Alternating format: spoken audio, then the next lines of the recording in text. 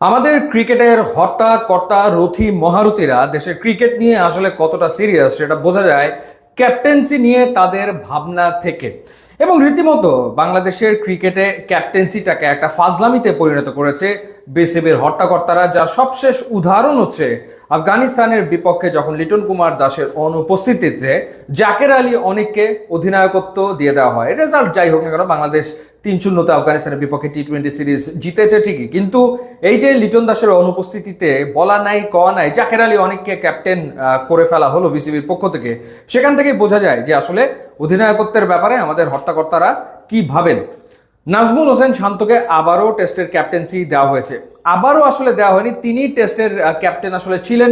বাংলাদেশ সবশেষ টেস্ট খেলেছে 4 মাস আগে শ্রীলঙ্কার বিপক্ষে, এবং সেই সিরিজের লাস্ট টেস্টে যখন বাংলাদেশ ইনিংস ব্যবধানে হারলো তখন তৎকালীন ক্যাপ্টেন নাজমুল শান্ত অধিনায়কত্ব ছাড়ার ঘোষণা দিয়েছিলেন। এবং তিনি অধিনায়কত্ব ছাড়ার ঘোষণা কেন দিয়েছিলেন? যেহেতু তাকে ওয়ানডে অধিনায়কত্ব থেকে সরিয়ে দেওয়া হয়েছিল এবং মেহেদী হাসান মিরাজকে ওয়ানডের ক্যাপ্টেন করা হয়েছিল। তখন তিনি বলেছিলেন যে বাংলাদেশের মতো দলে আসলে 3 ফরম্যাটে 3 অধিনায়ক, এটার কোনো মানে নাই, এটার কোনো প্রয়োজন নেই, বড়জোর 2জন অধিনায়ক থাকতে পারে। ঘটনাটা শুরু হয়েছিল 2023 থেকে, যখন 3 ফরম্যাটের জন্য নাজমুল শান্তকে ক্যাপ্টেন করা হয়। তখনও আসলে বিবেচনা করা হয়নি যে আসলে টি-20 ফরম্যাটে নাজমুল শান্তর ব্যাটিং কতটা উপযোগী এবং তিনি আসলে লম্বা সময় ধরে একাদশে নিজের জায়গাটা ধরে রাখতে পারবেন কিনা। সেই বিবেচনা বোধ না থেকেই তাকে টি-20 ক্যাপ্টেনও করা হয়। এবং পরবর্তী সময় দেখা গেল যে না, আসলে নাজমুল শান্ত টি-20 ব্যাটিংটা হচ্ছে না, তিনি আসলে ক্যাপ্টেন কোটায় খেলছেন, এরকম একটা অবস্থা হয়ে গেল। এবং পরবর্তীতে গত বছর আমার মনে পড়ে যে যখন ওয়েস্ট ইন্ডিজে বাংলাদেশ দল খেলতে গেল, নাজমুল শান্ত ইনজুরিতে ছিলেন, লিটন কুমার দাস অধিনায়কত্ব নিলেন এবং বাংলাদেশ যখন ওয়েস্ট ইন্ডিজের বিপক্ষে লিটন দাসের নেতৃত্বে টি-20 সিরিজ জিতলো, তখন আসলে লিটনকেই লম্বা সময়ের জন্য অধিনায়কত্ব দেওয়ার কথা টিম ম্যানেজমেন্ট বিসিবি ভাবলো। নাজমুল শান্ত তখন আসলে 2 ফরম্যাটের ক্যাপ্টেন হয়ে গেলেন, অর্থাৎ টেস্ট এবং ওয়ানডে ফরম্যাটের ক্যাপ্টেন।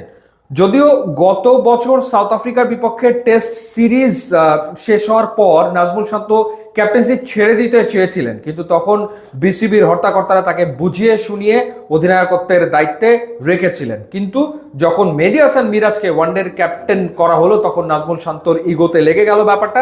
তিনি নিজেই বললেন যে না, 3 ফরম্যাটে 3 ক্যাপ্টেনের পক্ষপাতী তিনি না, এবং এই কারণে তিনি আর ক্যাপ্টেন্সি করতে চান না।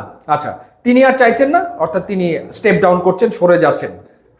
এখন আবার বিসিবির পক্ষ থেকে বিসিবি সভাপতি বর্তমানে আমিনুল ইসলাম বুলবুল এবং নতুন বোর্ড গঠন করা হয়েছে, সেই বোর্ডের পক্ষ থেকে নাজমুল শান্তর সাথে যোগাযোগ করে তাকে আবারও অধিনায়ক 2027 সাল পর্যন্ত করা হয়েছে টেস্ট ফরম্যাটে। এবং এখন আবার নাজমুল শান্ত নিজের অবস্থান থেকে সরে এসছেন, অর্থাৎ আগে বলেছিলেন তিনি 3 ফরম্যাটে 3 ক্যাপ্টেন পক্ষপাতী না, এখন আবার তিনি এটাকে গ্রহণ করে নিয়েছেন এবং 2027 সাল পর্যন্ত বাংলাদেশকে টেস্টের নেতৃত্ব দেবেন নাজমুল শান্ত। প্রতিটা ক্ষেত্রে এই যে ক্যাপ্টেন নির্বাচন প্রক্রিয়াটা যদি আপনি দেখেন, এখানে ভুলে ভরা আসলে প্রক্রিয়া। এই যে যখন শুরুতে 3 ফরম্যাটে তাকে ক্যাপ্টেন্সি দেওয়া হয়েছে, তখন বিবেচনা করা হয়নি নাজমুল শান্ত আসলে টি-20তে দলে টিকে থাকতে পারবেন কিনা, তার ব্যাটিং নিয়ে ভাবা হয়নি, তাকে ক্যাপ্টেন্সি দিয়ে দেওয়া হয়েছে। এরপরে তাকে ওয়ানডের ক্যাপ্টেন্সি থেকে কেন, কি কারণে সরানো হয়েছিল এবং তাকে না জানিয়ে কেন মেহেদী হাসান মিরাজকে ক্যাপ্টেন করা হলো, সেটাও রীতিমতো একটা ফাজলামি ছিল, বিসিবির একটা ভুল সিদ্ধান্ত ছিল, কোনো সন্দেহ নাই। এবং মেহেদী হাসান মিরাজ ওয়ানডের ক্যাপ্টেন্সি নেওয়ার পর দলের অবস্থা তো আপনারা দেখতেই পাচ্ছেন, বাংলাদেশ ওয়ানডেই জিততে পারছে না। সবশেষ 12-13টা ওয়ানডে খেলে বাংলাদেশ জয় পেয়েছে 1টা না 2টা ম্যাচে, সব ম্যাচ হেরে যাচ্ছে, এরকম একটা অবস্থা। তো সেই অবস্থায় নাজমুল শান্তকে যে ক্যাপ্টেন্সি করতে চায় না, বারংবার যে অনুরোধ করেছে তাকে যাতে ক্যাপ্টেন করা না হয় বা সে ক্যাপ্টেন্সি ছাড়তে চায়, তাকে বুঝিয়ে শুনিয়ে আবার ক্যাপ্টেন্সি আসলে দেওয়া হয়েছে। মানে ক্যাপ্টেন্সিটা কি মোয়া হয়ে গেছে, বা বুঝিয়ে শুনিয়ে দিতে হবে। যেখানে প্লেয়াররা ক্যাপ্টেন হওয়ার বাসনা প্রকাশ করে বা ক্যাপ্টেন হতে চায়, সেখানে এখন বাধ্য হয়ে নাজমুল শান্তকেই টেস্টের ক্যাপ্টেন করার সিদ্ধান্ত নেওয়া হয়েছে।